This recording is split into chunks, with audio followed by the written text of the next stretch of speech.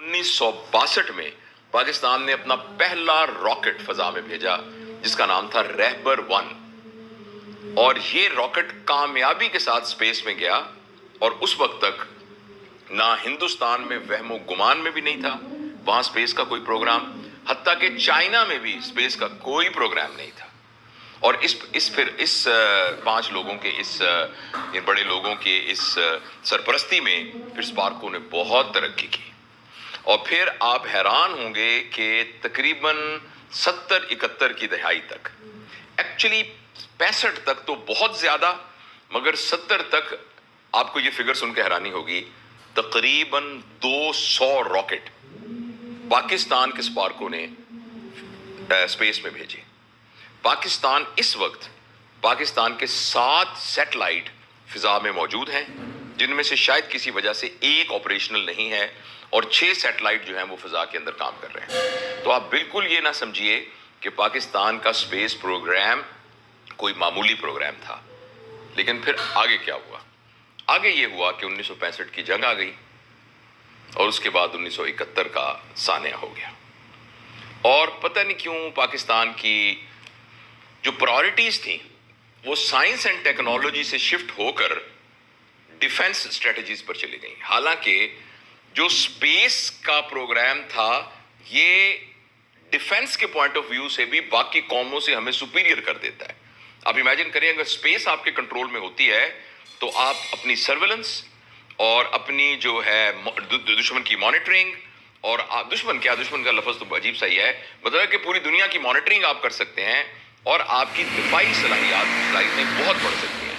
لیکن ہمارے جو پرائورٹیز بنی ان میں ایک پرائورٹی یہ بنی کہ اب ہم نے زمینی جنگ کے لیے اس پہ زیادہ انویسٹ کرنا ہے اور نمبر 2 پھر ہم نے نیوکلیئر پروگرام کے اوپر انویسٹ کرنا۔ تو وہ سارا کا سارا کام جو سپیس کے لیے کرنا تھا وہ ادھر ڈائیورٹ ہو گیا اور اس کے بعد اس پروگرام کے جو سربراہ تھے وہ پھر تبدیل ہو گئے اور وہ انتظامی امور کے سربراہ بن گئے اور پچھلے کافی عرصے سے دیکھیں تو ان کے جو سربراہ ہیں وہ ایکچولی سائنٹسٹ نہیں ہیں بلکہ ان کے سربراہ وہ ہیں جو عسکری اداروں کے اندر اعلیٰ عہدوں پر رہے ہیں، وہ ان کے سربراہ رہے ہیں۔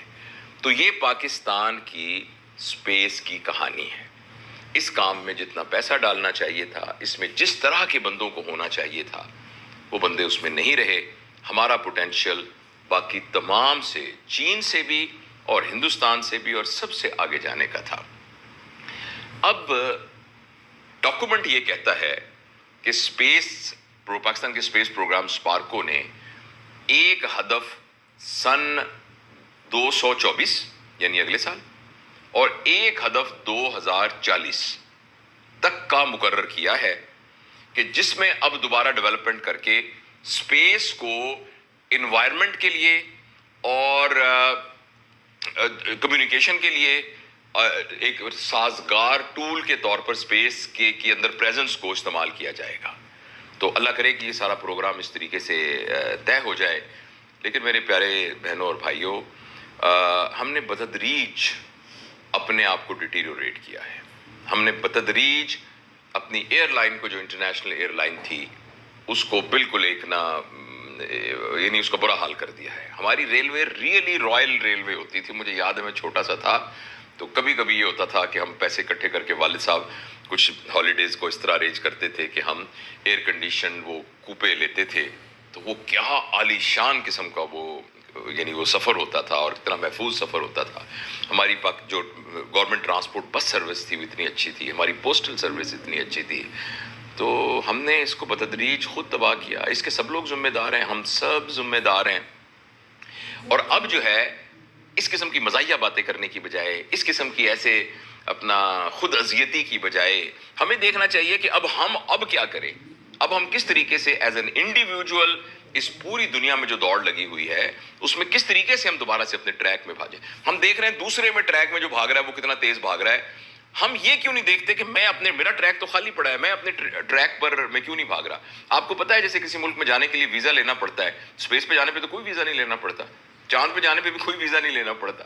آپ وہاں جانا چاہیں، آپ صلاحیت پیدا کریں اور پہنچ